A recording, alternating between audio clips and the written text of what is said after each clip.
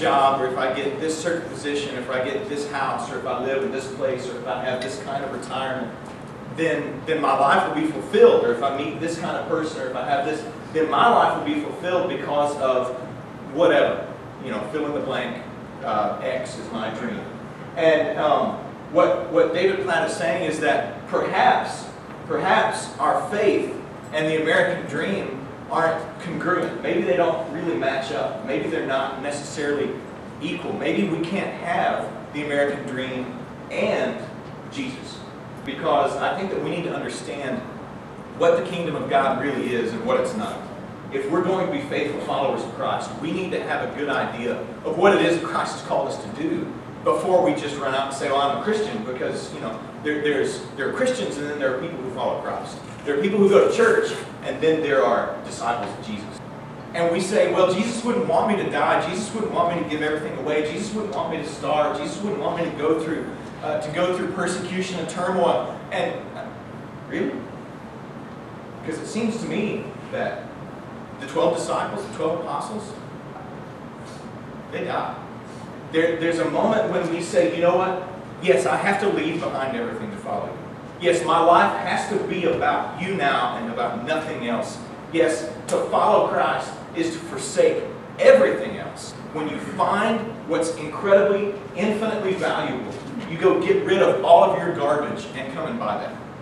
When you find what is of infinite worth, you get rid of everything that's worthless and grab a hold of that. That's what the kingdom of heaven is like, a treasure in a field. Verse 45, again, the kingdom of heaven is like a merchant in search of fine pearls, who, on finding one pearl of great value, went and sold all that he had and bought it. So we have this picture here of getting rid of everything, and then we ask this question: why can't I just grab the treasure and take it home? Why can't I just have it all? Why won't Jesus just leave me alone and let me live my own life? Why can't I? And the reason we think that way is because we think the goal is to get into heaven. Now, Jesus wouldn't have said that if the goal was to get into heaven. He wouldn't have said that if it was just, you know, hey, come pray a prayer and then I'll let you go to heaven when you die. And that's what we do. That's how we treat it. And Jesus says, no, I want you to leave everything behind. When you find the treasure in the field, you sell everything that you've got so you can get that treasure. I know you've got nothing. This is God saying this. This is God saying this to His people. I know that you have nothing of value. I'm offering you what is immensely valuable for what you've got, which is nothing. You don't have anything anyway. So why try to hang on to that which decays? Why try to hang on to that which crumbles?